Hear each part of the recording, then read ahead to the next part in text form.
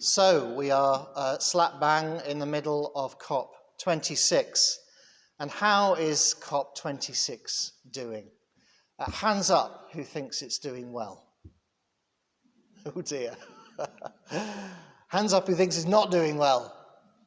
Oh dear. Oh gosh, that was gloomier than I expected. Well, there has been some progress. There have been some pledges regarding the use of coal. There have been more carbon net zero targets being set, although I must say some of them feel a long way off, stretching into 2070 or even 2080, I think. There's been some pledges regarding other greenhouse gases, particularly methane. The big one was the pledge regarding deforestation, which is really, really good.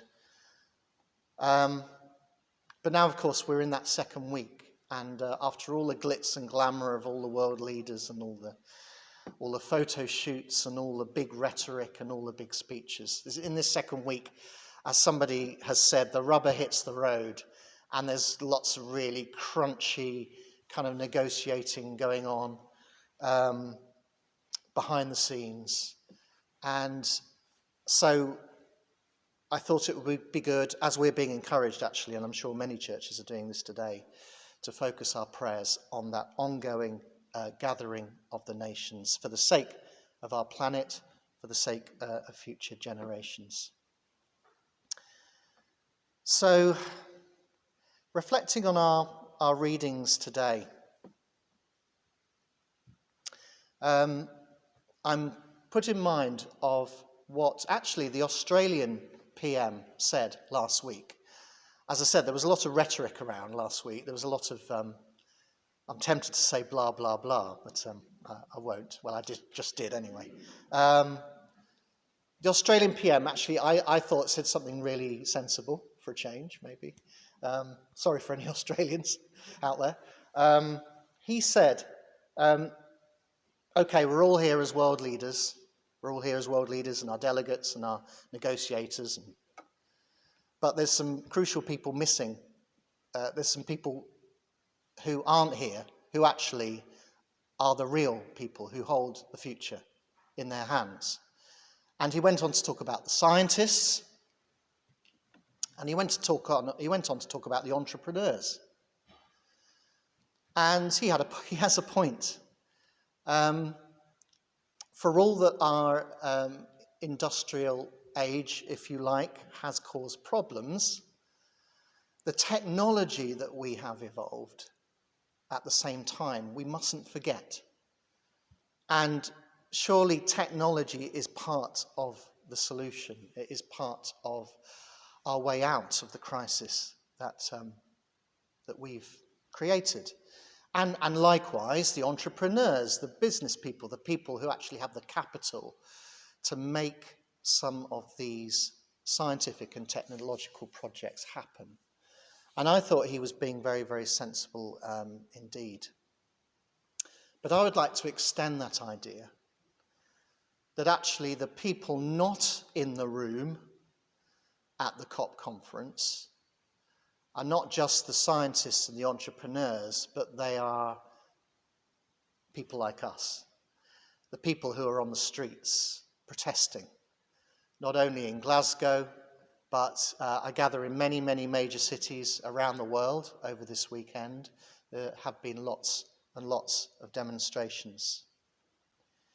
Because the way out of this crisis doesn't just lie with our world leaders. It's important that they make the right decisions and make the right pledges, and that they decide to cooperate together. That's the really important thing. But in terms then of making those pledges real, that's where we need our scientists, we need our entrepreneurs, but actually we need each and every one of us to start living differently. And there is no doubt that as these pledges and these promises start to roll out into reality, Our lives are going to be very different. Our lives are going to be very different in terms of what we eat. Our lives are going to be very different in terms of how we travel. I mean, yesterday we nipped down to London and back to see our youngest son, Matthew.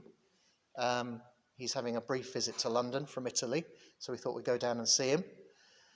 That won't be as easy to do, I'm sure, in years to come, because in an electric car, we'd have driven to London and then we'd have to recharge it before coming back. Or we'd be so heavily taxed for driving so many miles in one day. You know, who knows what's going to happen? The way we travel is going to change.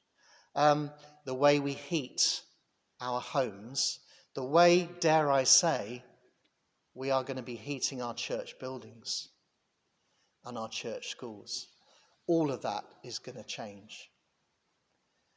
And folks, there is going to be sacrifice. There is going to be sacrifice. There is no way around that. And I think the sooner we start grasping that, the better. But as people of faith, we are equipped. We are wonderfully equipped for this journey of sacrifice and into sacrifice that the whole world is going to have to make. We are well equipped. Our scriptures, Old and New Testament, speak time and again of God leading people on journeys of sacrifice, leading people from places of comfort and security and routine into a whole strange and new and a different way of living. Think of Abraham, for example, living that really lovely, settled life in Mesopotamia. And even at a ripe old age, God calls him on an adventure. Go to the land that I show you, because this land I'm giving to you and I'm giving to your descendants. Think of the journey of the Israelites from Egypt to the Promised Land. And in our Old Testament reading, we caught them in a bad moment on that journey. We caught them on a bad moment where they're actually halfway between Egypt, which was the place of slavery, and the Promised Land, which is going to be the place of freedom. But they're hankering after the things they did enjoy in that land of Egypt. They're hankering after all the lovely food that they used to enjoy. And I think in a very, very real sense, we are going to be doing the same over the next years and decades. As our diets change, we might find ourselves empathizing enormously with those Israelites, hankering back to the good old days when we could eat lots of meat, if we still eat meat, that is, and other things that maybe we won't be able to enjoy as we journey forward over the next few years and decades. And then there's that journey that we think about in our gospel reading.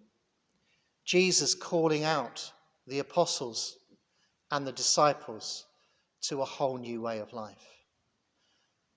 Peter and Andrew and James and John in particular in our gospel reading, just leaving their jobs behind them, just leaving their nets, leaving their families, leaving their hired men, and following Jesus. They didn't know where. Following Jesus on a journey, following Jesus on an adventure, and yes, yet again, a journey of sacrifice. A journey, I'm sure, of going without all kinds of things. Gaining new things, but going without all kinds of things. And of course, increasingly, that journey became a journey of sacrifice as Jesus journeyed towards the cross of Calvary.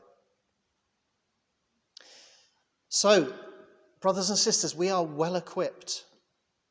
We are well equipped as people of faith. We are well equipped, particularly as people of Christian faith. We are well equipped for the journey ahead. We are well equipped for the journey that the whole world must take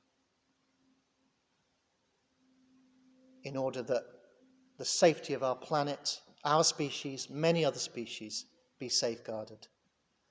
And my hope and my prayer is that as the church has been in past generations at its best, that we are at the forefront of this journey. That we're not at the back, trying to catch up, as sometimes the church has been at its worst with other social movements. But know that we're at the front. Like we were, for example, with the abolition of slavery.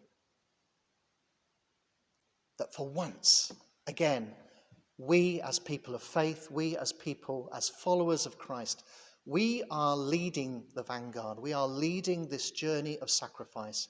We are leading this whole world. We are encouraging them, nurturing them, caring for them, as we all together must make this journey of sacrifice into the years and the decades ahead. Amen.